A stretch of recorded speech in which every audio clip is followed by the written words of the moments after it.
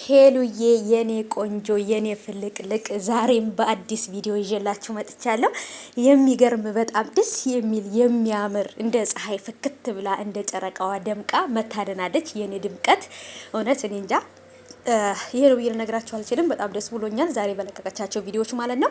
ዛሬ የለቀቀቻቸውን ቪዲዮዎች ይዤላችሁ መጥቻለሁ። እንደምትወዱትና በጣም እንደሚመቻችሁ አውቃለሁ።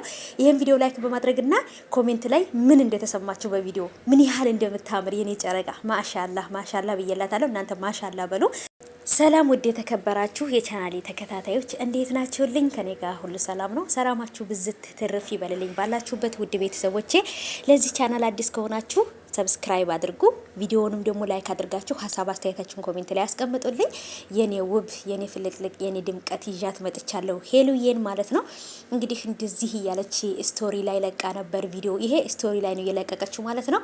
ያንኛውንም ደግሞ ራሷ ላይ ሙሉ ለሙሉ ቪዲዮ ለቃው ነውና በጣም ነው የሚያምረው። በቃ ሁለቱም የለቀቀቻቸው ቪዲዮዎች በጣም ድምቅ ብላ ፏፈሽ ብላ ነው የመጣችው ማለት ነው። በጣም በቃ የሆነ እንደዚህ በወጣች ቁጥር ወክ ለማድረግ በወጣች ቁጥር ምናምን በቃ እንደዚህ ነው እንትን የምትደደነና የኔ ድምቀት የኔ ቆንጆ በቃ ፀሐይዋን መስላ ድምቅ ብላ ፍክት ብላ መታለች። በዛሬው ቪዲዮ ደግሞ ይለያል። የዛሬው በቃ ከበፊቶቹ የሚለዩ ናቸው። አንዳንድ ጊዜ ቪዲዮ የምንቀርጽባቸው ቦታዎቹ ራሱ እኛን ያደምቁናል።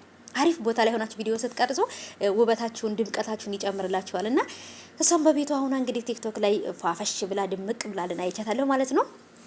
የኔ ወዶች ከሄሉ እስኪ ምንድነው ከሄሉ የምትማሩት? በምታሳልፈው ነገር ብዙ ጊዜ ያሳለፈቻቸው ነገሮች ነገራችኋለች። ከዚህ በፊትም በነገራችን ላይ ሄሉ ስለ ራሷ ትናገራለች።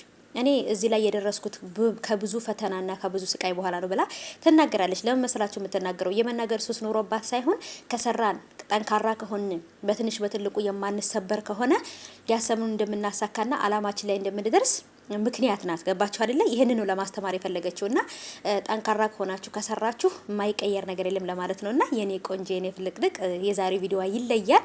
እስኪ እናንተ ምን ተሰማችሁ? ኮሜንት ላይ ሀሳብ አስተያየታችሁን አስቀምጡልኝ። የኔ ማር ደስታሽን ፈጣሪ ያጥፋብሽ።